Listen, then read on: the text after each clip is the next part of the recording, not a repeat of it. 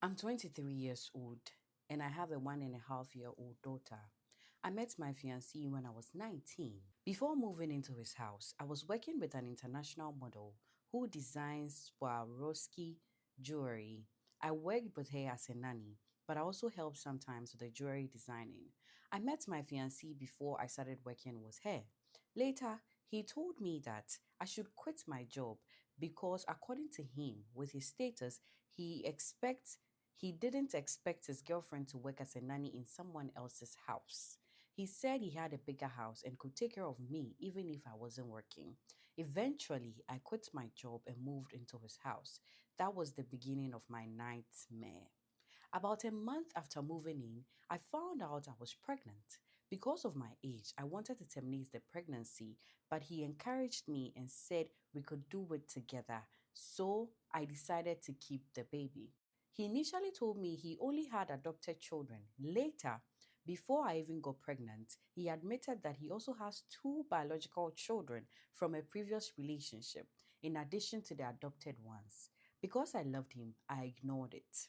When I moved to the central region, that's where he lives, I discovered that he was sleeping with his adopted daughter. I also found out that he was sleeping with other women. When I was about 6 months pregnant, he told me that he will not have any more children because once I give birth, it would mean he had six children. I was shocked. Someone who claimed he only had adopted kids later admitted he had two biological children, and now I would be his fourth baby mama. When I asked where the other children were, he said four were living with his mother and one with the child's mother. This hurt me deeply, but because I was pregnant, I felt trapped and couldn't do anything. Throughout my pregnancy, things were very hard. Women kept coming to the house saying they were pregnant for him.